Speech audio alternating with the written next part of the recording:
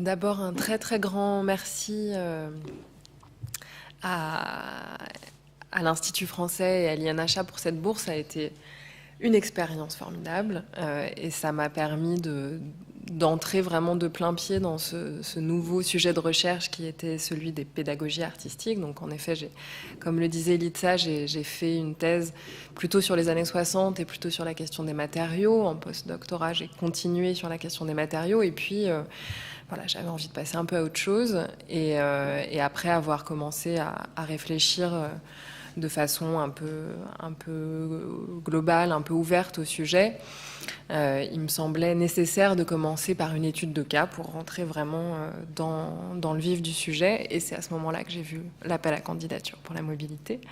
Et donc les choses s'orientent et tout... On voit une ligne apparaître avec ma volonté d'aller découvrir un nouveau système, le système anglo-saxon. Le fait aussi qu'à St Andrews, je connaissais Nathalie Adamson, dont j'admirais beaucoup le travail, avec qui j'avais envie de pouvoir dialoguer. Donc j'ai commencé à creuser du côté écossais. Et en creusant, il ne m'a pas fallu beaucoup de temps pour découvrir ce personnage, Richard de Marco, qui est en fait très peu connu en dehors de l'Écosse et qui est une vedette totale en Écosse. Tout le monde le connaît. Parce que Richard de Marco, c'est une figure qui a été centrale sur la scène artistique écossaise depuis 1966, qui est l'année où il ouvre sa galerie à Édimbourg, qui est l'une des premières galeries d'art contemporain à Édimbourg. Et puis, c'est quelqu'un qui a été très impliqué dans le Festival d'Édimbourg. Il a organisé énormément d'événements, d'expositions, de rencontres pour les Edinburgh Fringe, qui est le volet du festival plutôt consacré aux arts plastiques, alors que le reste du Festival d'Édimbourg est plutôt consacré à la musique. Et Richard de Marco, c'est aussi quelqu'un qui, très tôt, s'est intéressé à l'Europe, qui avait une vision européenne extrêmement claire, extrêmement forte. Et en fait, dès le milieu des années 60, il est allé rendre visite à des artistes dans des pays de l'Est. Et il s'est créé un réseau d'amitié. Alors, c'est lui qui est le premier à faire venir Tadeusz Kantor en Europe de l'Ouest. Il fait aussi venir Paul Néagu, qui est moins connu, mais qui est lui aussi un artiste très important, très intéressant. Et il développe une relation d'amitié et de travail avec Joseph Beuys, qui est sans doute ce pourquoi il est le plus connu. Donc, un personnage comme ça commence à apparaître au fil des premières recherches et très rapidement je me rends compte que l'Écosse a un rôle à jouer dans la pensée de Richard de Marco parce que pour lui l'Écosse est vraiment, et je vais y revenir, c'est vraiment un lieu spécifique qu'il essaye d'ouvrir à l'Europe. Donc il situe, il y a quelque chose qui parle aussi de périphérie, évidemment, dans l'Écosse, qui permet à Édimbourg de devenir, au lendemain de la guerre, un lieu de rencontre des belligérants dans le Festival d'Édimbourg, ce qui va être, pour Richard de Marco, une référence extrêmement importante. Et donc, cette périphérie à l'intérieur du centre, cette périphérie dans l'Europe, apparaît tout de suite, très, très rapidement dans les recherches, comme étant une des raisons pour lesquelles de Marco cherche à s'ouvrir à l'Europe et notamment à l'Europe de l'Est.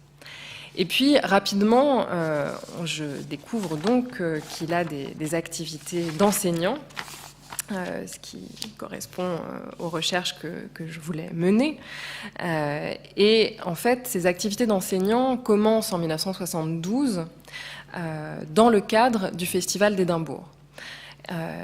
Dans le cadre du Festival d'Édimbourg, Richard de Marco décide de passer un peu à l'étape supérieure, si je puis dire, c'est-à-dire qu'il faisait déjà venir des artistes pour faire des expositions.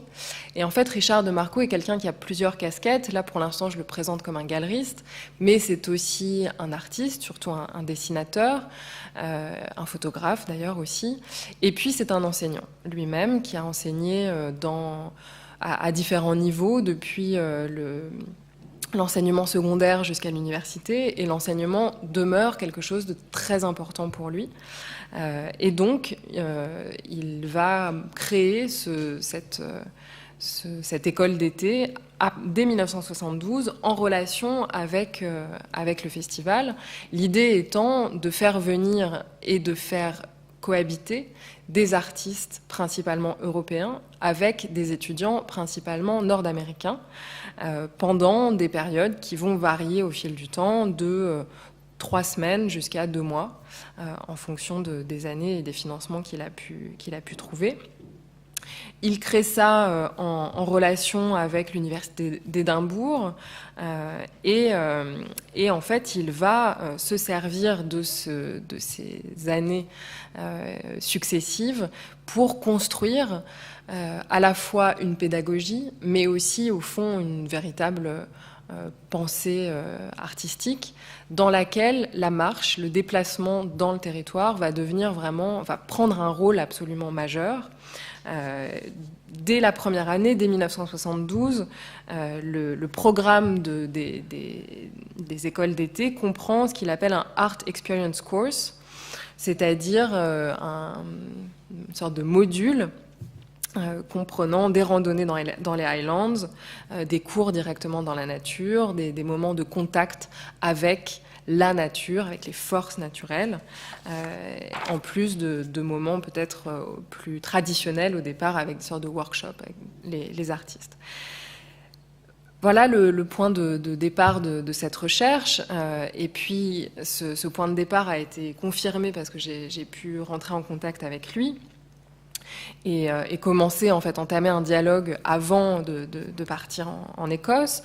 Les archives sont conservées aux Galeries nationales d'Écosse, à Édimbourg, et puis il existe aussi un fonds d'archives que lui conserve encore.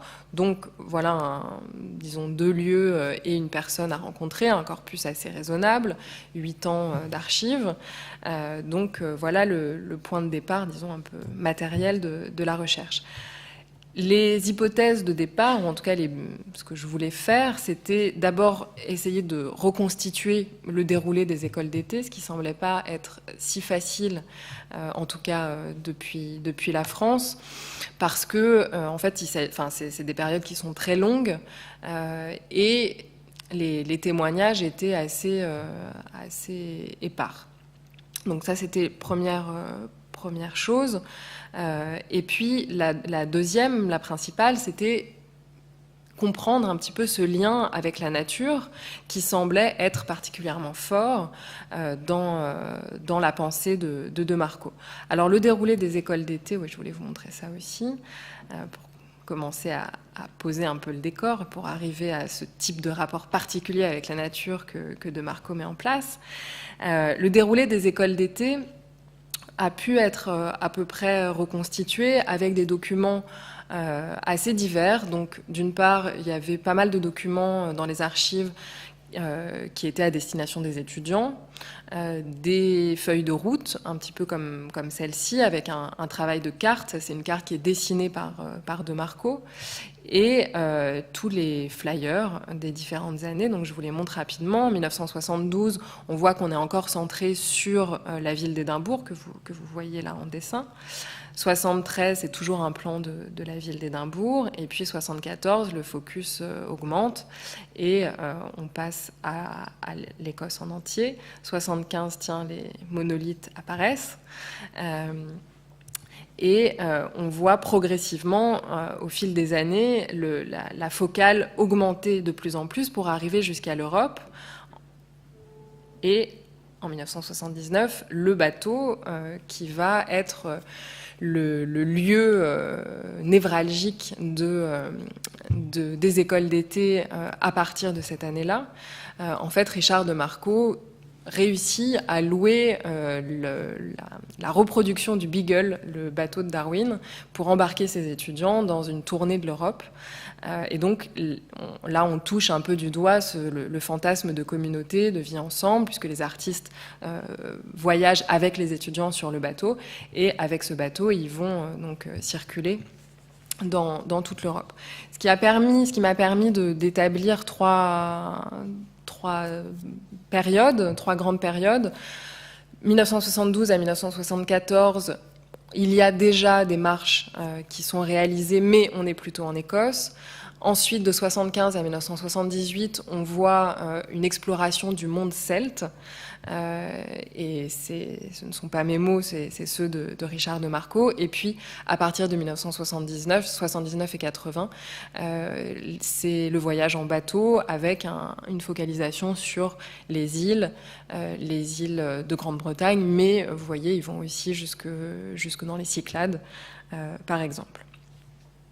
Alors, ce rapport à la nature, il est en fait à analyser en lien avec une sorte de pensée spirituelle qui est très forte chez Richard de Marco et qui correspond, à ce moment-là aussi, à une sorte de mouvance beaucoup plus large et notamment chez les étudiants nord-américains. On voit dans les archives, à la fois dans les photographies que je vous montre, mais aussi dans les témoignages des étudiants, l'importance de cette découverte, et plus qu'une découverte, peut-être d'une rencontre avec des restes néolithiques et celtes.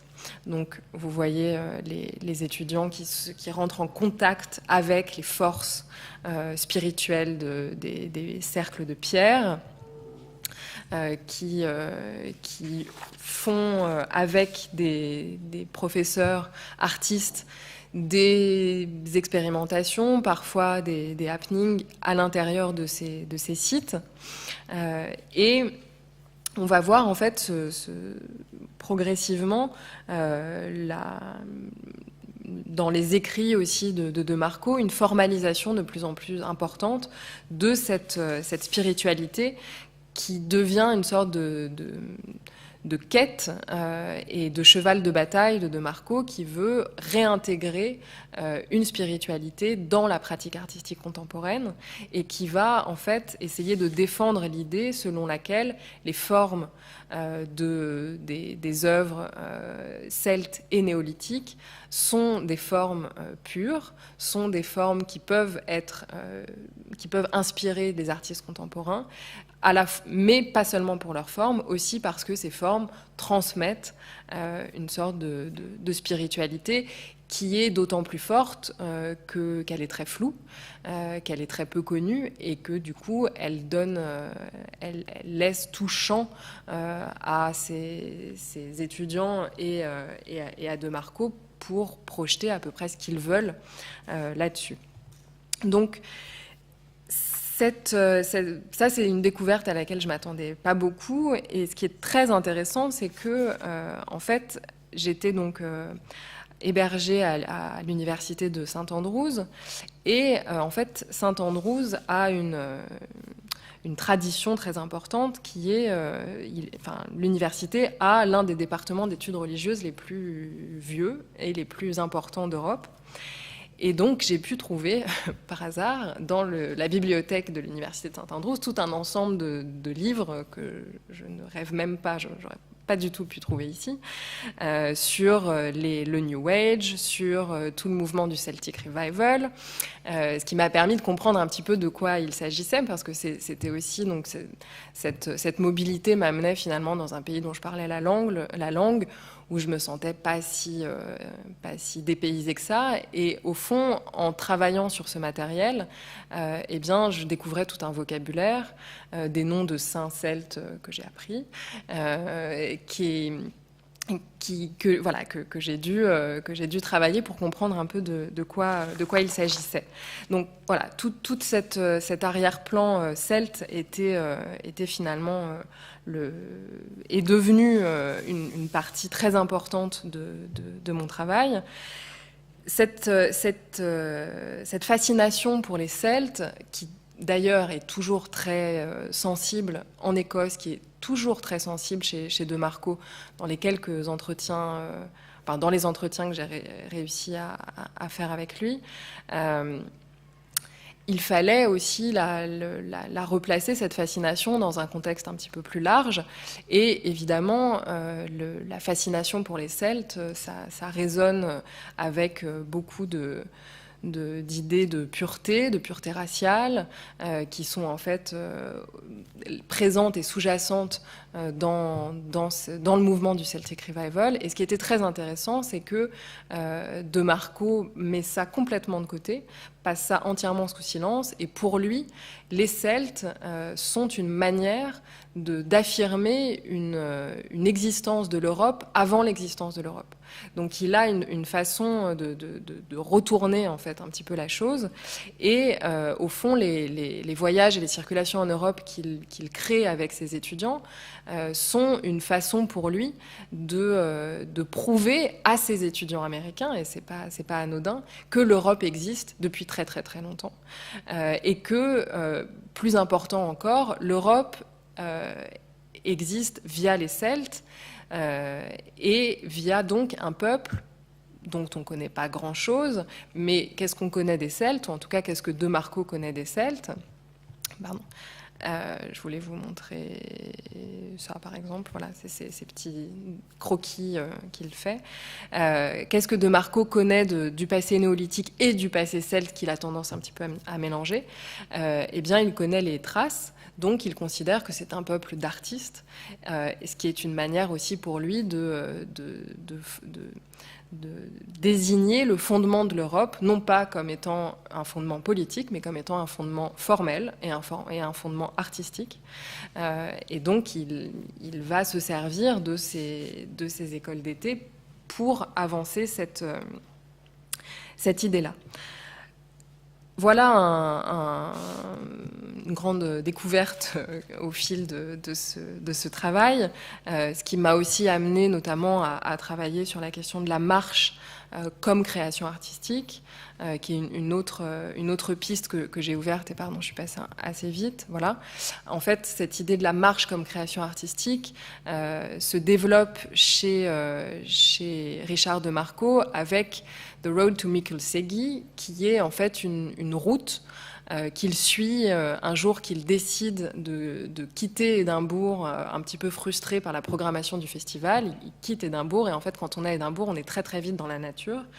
Et il trouve ce panneau que vous voyez, Mikkelsegi, qu'il va suivre, et ce panneau ne mène nulle part. Donc il va progressivement arrêter d'être dirigé vers un but, et puis se mettre à regarder la nature, et il va écrire plusieurs textes sur cette expérience qui ont été republiés en 2015. Et dans ces textes, il montre bien à quel point la nature elle-même devient une sorte de source d'inspiration pour les artistes. The truly creative soul naturally seeks out the goddess, knowing she represents Psyche, the very breath of artistic inspiration. Et plus loin, the artist must be forever on guard, forever prepared to leave any secure and safe space of living and working in order to search for her. Et là, on voit arriver ce fantôme ou ce monstre, je ne sais pas, de la déesse, qui va prendre une place très importante dans ses écrits. Et au-delà de ses écrits, dans les témoignages que les étudiants laissent, cette déesse apparaît comme une sorte de force hybride entre une force naturelle et une force artistique qui s'exprime dans la nature, et que les jeunes artistes doivent découvrir. Voilà, donc mon voyage en Écosse a été un voyage en terre New Age, ce à quoi je ne m'attendais pas. Et c'est aussi un endroit où on peut travailler en buvant du thé et en mangeant des scones. Et je voulais terminer là-dessus parce que finalement, la mobilité, c'est aussi une question de différents types de recherche, différents conforts de recherche. Et voilà à quoi ça ressemble. Merci.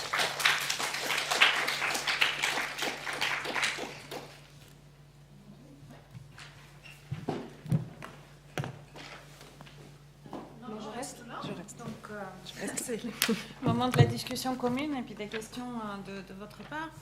Donc, parce que l'idée, c'était d'alterner entre les témoignages.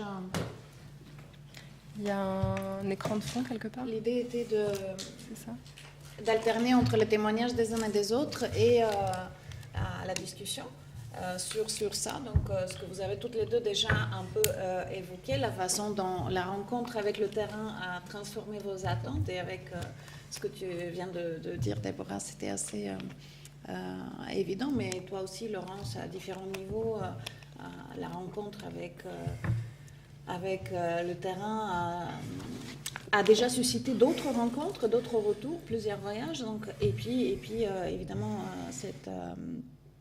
cette question de l'écart entre ce qu'on trouve et nous-mêmes.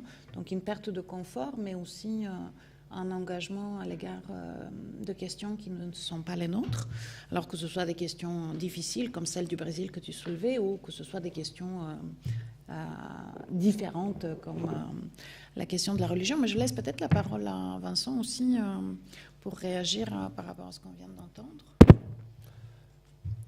Oui, non, je voulais vous... Peut-être te présenter, donc Vincent Oui.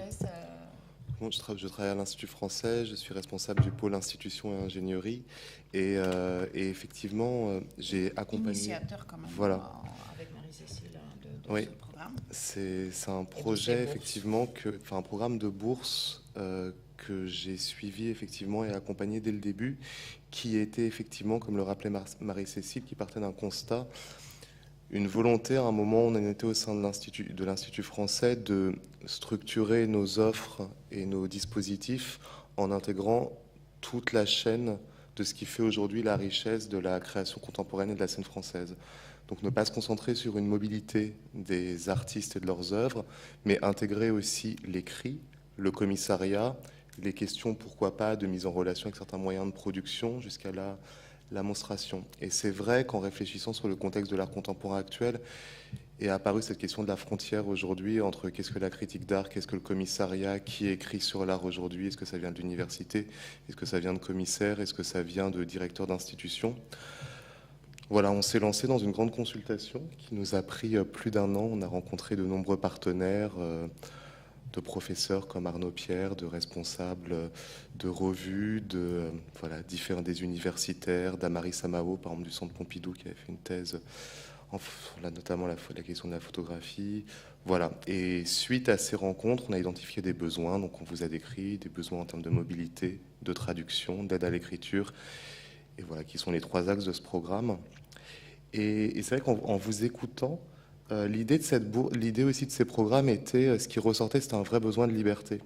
Je suis content que tu l'aies soulevé, puisque la majorité des interlocuteurs qu'on a rencontrés avant de mettre en place ces bourses ont souligné, notamment dans un cadre universitaire et un cadre de recherche plus universitaire que curatorial, enfin, un cadre lié à l'université, peut-être moins à la question de l'exposition ou du commissariat, mais un besoin de liberté, et qu'il n'existait pas vraiment de point presque gratuit, dans le sens où on pouvait se déplacer pour soit aller vers d'autres champs de recherche, ce que tu exprimais par rapport entre le nouveau réalisme et Richard Demarco, soit pour initier un projet qui avait un véritable potentiel de déploiement, mais qui cherchait une première étincelle pour prendre feu. Donc c'est vrai que j'étais content de vous entendre. Après, je me posais la question du cadre, et je suis content que tu sois là dans le public, Benoît, puisque c'est vrai qu'il y a la question ça pose en creux la question de la résidence, qui est une question très présente dans le secteur de l'art contemporain, très présente pour les artistes, qui est vraiment la modalité de déplacement des artistes aujourd'hui. Mais qu'on le voit par exemple à l'Institut français dans nos dispositifs, comme la Villa Kujuyama, comme certains dispositifs de mobilité qui sont aussi ouverts aux chercheurs, aux commissaires, on a moins de demandes, on a peu de demandes. Et du coup, je me posais la question du cadre, par exemple. Toi, effectivement, Benoît, ça te dérange peut-être d'en parler? Non? Je me demandais si tu t'étais reconnu puisque, donc voilà, Benoît Buquet a été lauréat de la Villa Kujuyama l'année dernière, et donc a eu la chance de passer combien de temps? 3 mois à la Villa Kujuyama à Kyoto pour faire un programme de recherche. Et je me demandais si Tu t'étais reconnu dans ce témoignage, sachant que la différence entre vos expériences et la tienne est une différence, comme je ne sais plus qui l'a souligné, une différence de cadre et de capacité d'accueil, puisque toi, tu étais dans un lieu dédié à l'accueil d'artistes, de chercheurs ou de créateurs, et la question de la durée, où toi, effectivement, tu as eu l'opportunité de t'extraire, de t'extraire ou de quitter. Et est-ce que tu t'es reconnu dans ces expériences? Est-ce que tu as vu des différences? C'était très ouvert comme question, mais comme ces questions du cadre, de l'accueil ont été soulevées à la fin, et la question effectivement de faire peut-être un pas de côté dans sa pratique quotidienne, je me demandais si toi c'est quelque chose que... Il y a des échos très clairs que j'ai pu voir là, mais je sais pas, j'attends peut-être les deux autres interventions. Je crois, au vu du programme, que il y aurait plus de facilité à me reconnaître avec les deux autres, à la question du voyage et ce que fait le voyage à l'écriture.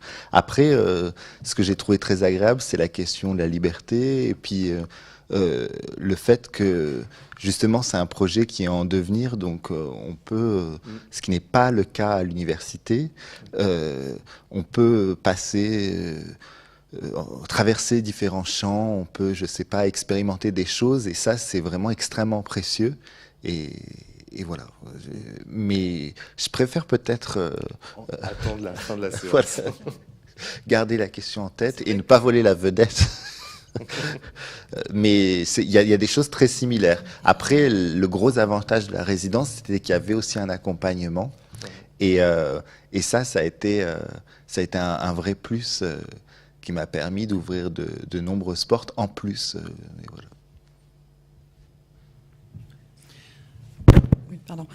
C'est vrai que la différence, elle est très importante parce que quand à l'université, on a la chance d'avoir des financements, c'est toujours pour des missions, dans un endroit déterminé, pour telle durée.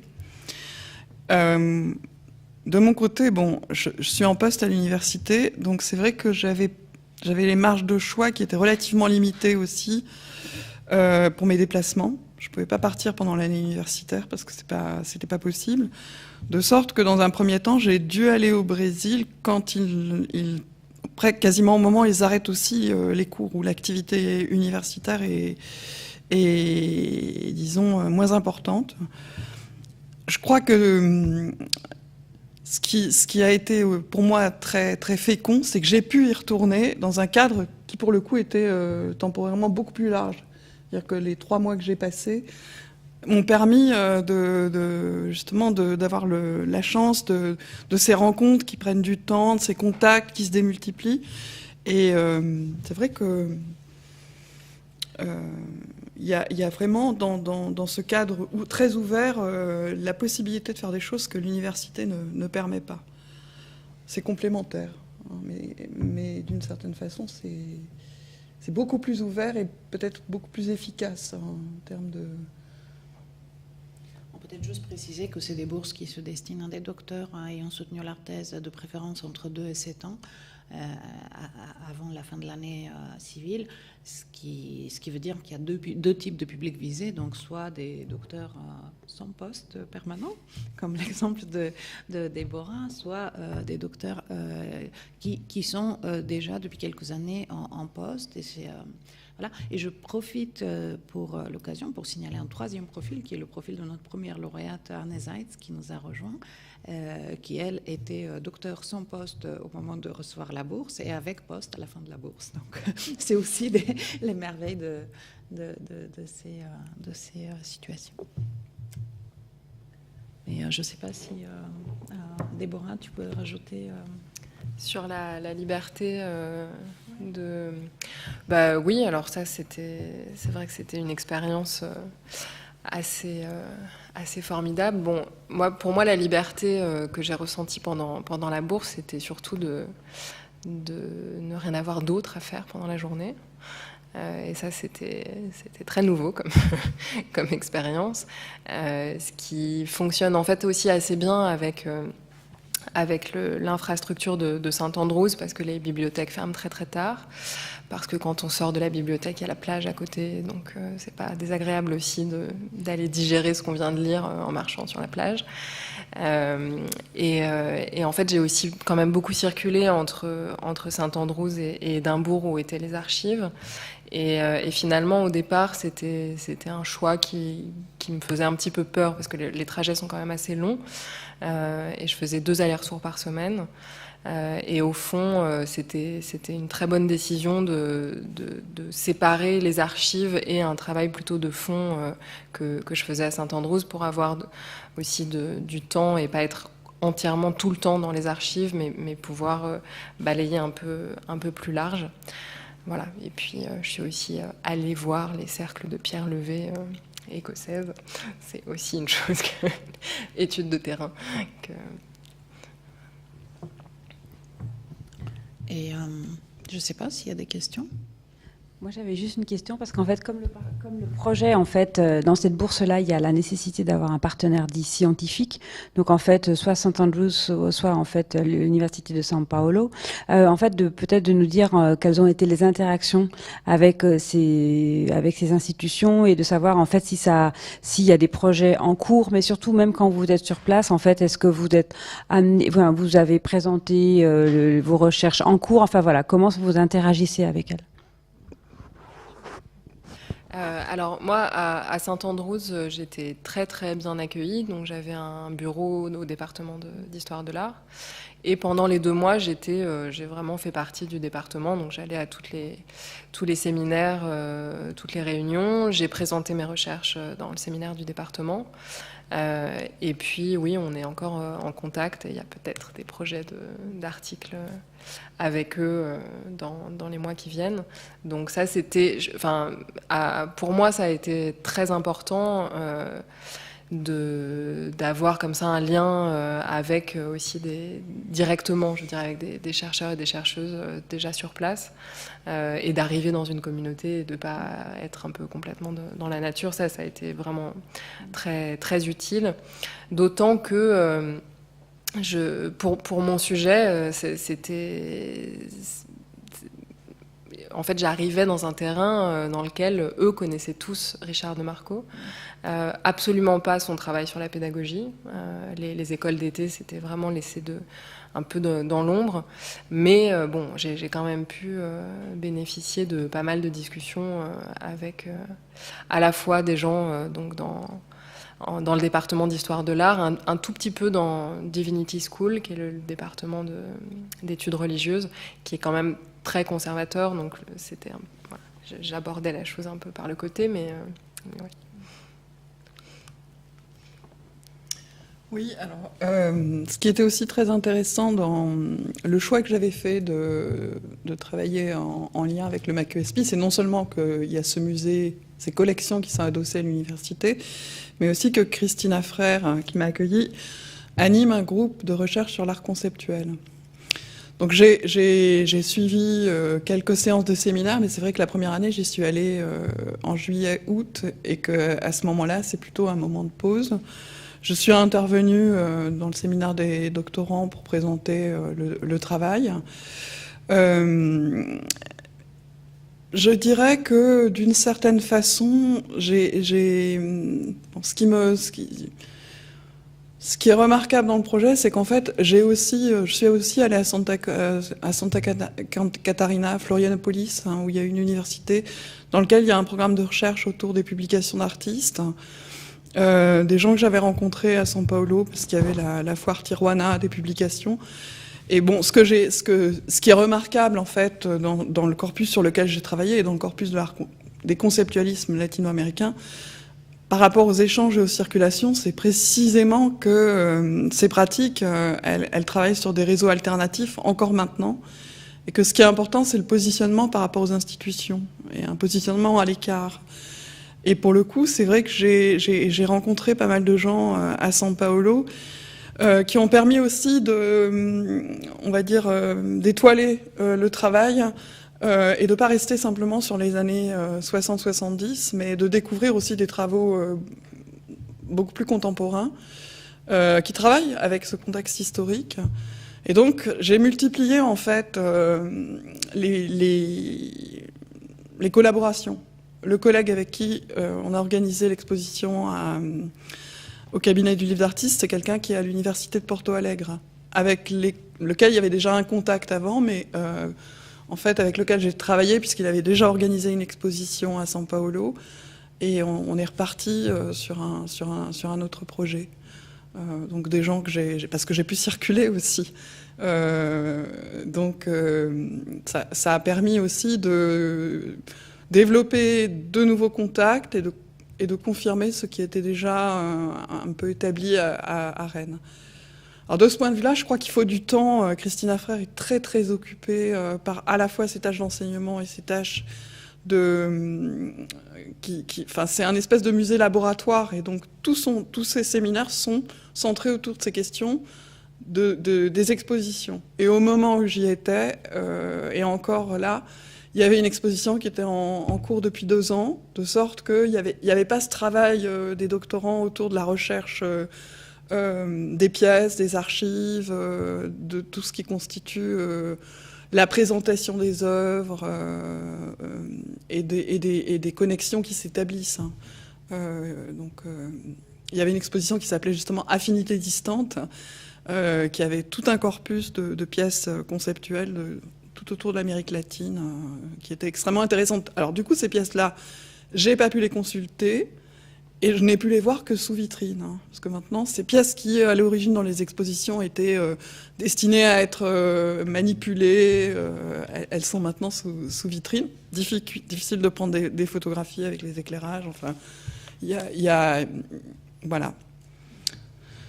Donc, je dirais que le bilan, c'est ce qui est plus...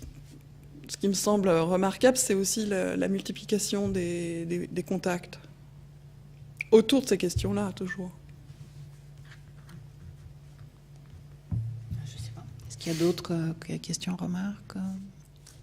Toi, Vincent? Non, je pense peut-être ça peut être bien d'écouter maintenant Oui. les autres expériences. Oui, je pense qu'on peut avancer, parce qu'il y a des sujets qui vont se recouper sans doute avec ce que j'ai oublié de dire. Je me rends compte, parce qu'on est dans un contexte académique, alors on ne parle que de choses très abstraites, mais l'aide à la mobilité internationale, c'est une bourse de 8 000 €. Donc c'est le montant qui permet ces déplacements. Donc c'est un montant très généreux. Donc, voilà. Et l'aide à l'écriture critique, dont il sera question dans les 2 témoignages suivants, c'est une aide de 3 500 € pour aller à une manifestation, visiter et rendre compte d'une manifestation internationale, rendre compte par une publication dans la revue Critique d'art, qui est publication bilingue en français et en